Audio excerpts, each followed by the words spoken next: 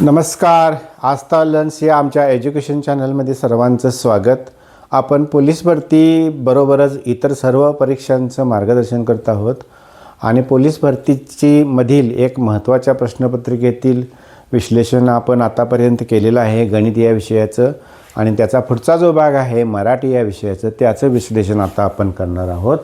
आता 26वा जो प्रश्न आहे तो कुत्र्यास पळवतो यातील क्रियापद आहे त्या क्रियापदाचा प्रकार कोणता असं म्हटलेलं आहे. सहाय्यक, संयुक्त, शक्य, काय प्रयोजक.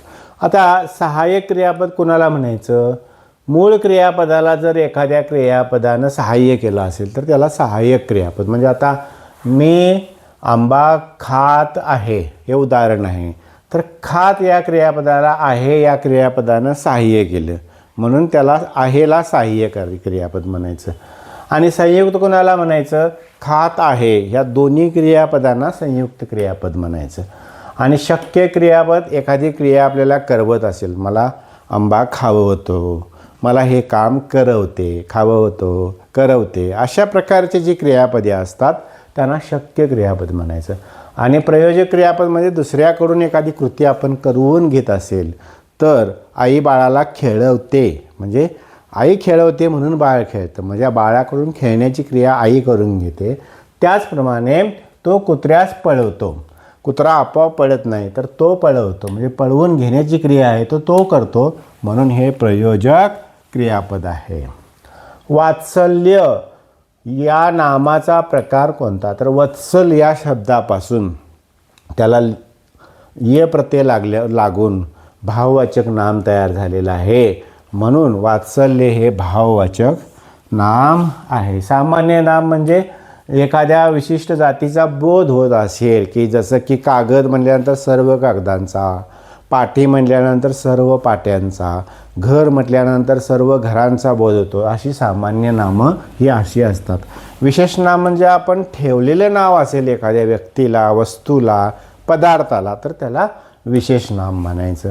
आणि धातुसाधित म्हणजे एखादा धातू आहे, म्हणजे आता खेळतो हे धातू आहे किंवा खेळ हा धातू आहे, पण ते धातू असूनही ते नामासाठी येत असेल, म्हणजे आता खेळणे हा उत्तम व्यायाम आहे, या ठिकाणी खेळणे हे धातुसाधित नाम आहे, खेळ हा मुख्य धातू आहे.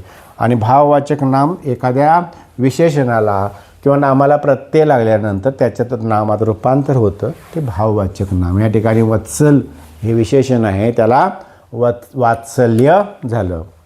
अकर्मक कर्तरी प्रयोग कोणता? म्हणजे प्रयोगाचे 3 प्रकार आहेत, कर्तरी, कर्मणी आणि भावे प्रयोग. त्यातील कर्तरी प्रयोगाचे 2 प्रकार. अकर्मक कर्तरी म्हणजे कर्म नसतं त्या वाक्यात, आणि सकर्मक कर्तरी म्हणजे कर्म त्या वाक्यामध्ये असतं. त्याने आंबे खाल्ले, आंबा हे कर्म झालं आणि याच्यासाठी खाल्ले आलं म्हणून हे कर्मणी प्रयोगाचं वाक्य आहे. आपल्याला कर्तरी प्रयोग बघायचा आहे. सारे पोपट उडाले म्हणजे सारे पोपट हे कर्ता झाला, कर्त्यासाठी उडाले आलं, पोपट उडाले म्हणजे पोपट हा कर्ता झाला, उडाले हे क्रियापद झालं. कर्म कुठं आहे? कर्म या वाक्यात नाही, त्यामुळे हे अकर्मक कर्तरी प्रयोगाचं उदाहरण आहे. पोलिसांनी चोरास पकडले, पकडले कोणासाठी आलेलं आहे? चोरासाठी नाही, पोलिसांनीसाठी नाही. म्हणजे पकडले चोरास या ठिकाणी जर चोरांना घातलं तरी बदलत नाही, पोलिसांनी या ठिकाणी पोलिसाने केलं तरी हे बदलत नाही. म्हणजे कर्त्यावरून किंवा क्रियापदावरून कर्म बदलत नसत तर ते भावे प्रयोगाचं वाक्य असतं, तसं हे भावे प्रयोगाचं वाक्य. तसंच इथं पण आहे. रामने बोलावले, सीताने बोलावले, लिंग बदललं, वचन बदललं तरी बोलावले बदलत नाही. मित्राला बोलावले, मैत्रिणीला बोलावले बदलत नाही, म्हणून हे सुद्धा भावे प्रयोगाचं उदाहरण आहे. मग आता राहिलं कुठलं?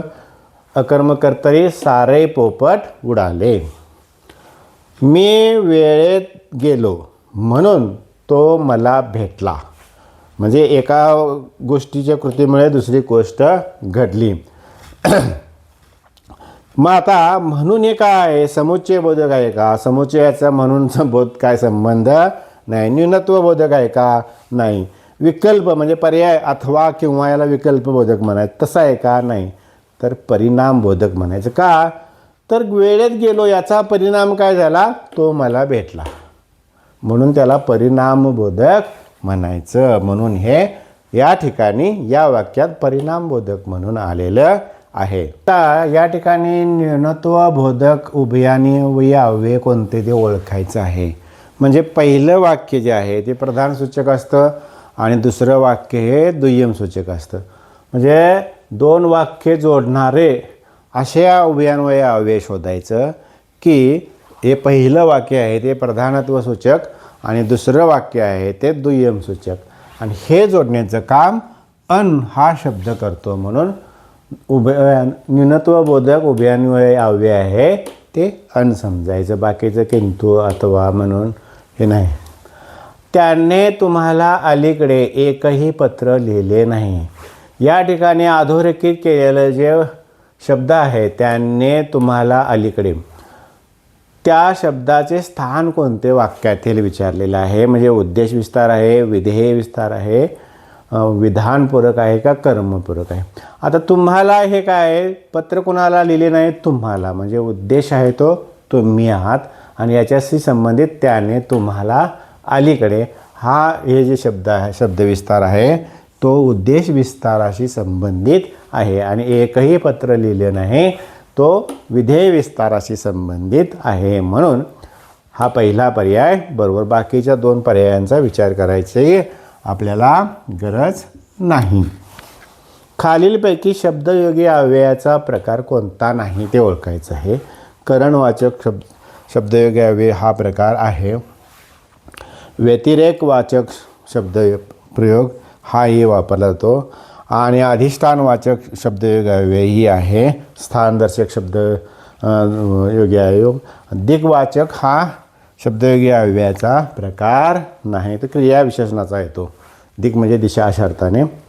ज्या विभक्तीत तत्पुरुष समास पूर्वपदाच्या विभक्ती प्रत्ययाचा लोप होत नाही. एखाद्या विभक्तीमध्ये लोप होत नाही पूर्वपदाच्या विभक्ती प्रत्ययाचा, त्या विभक्तीला काय म्हणतात.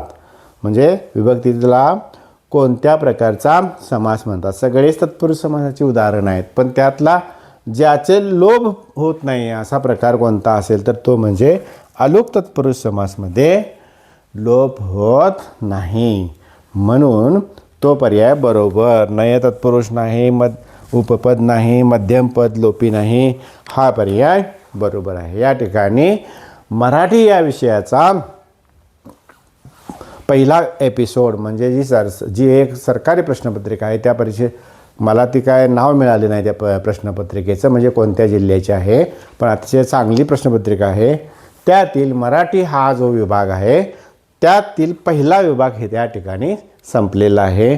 आमचं चॅनेल वेगवेगळ्या प्रकारचे व्हिडिओ पाहण्यासाठी तुम्ही लाईक करा, सबस्क्राईब करा आणि बेल आयकॉनवर क्लिक करा. धन्यवाद.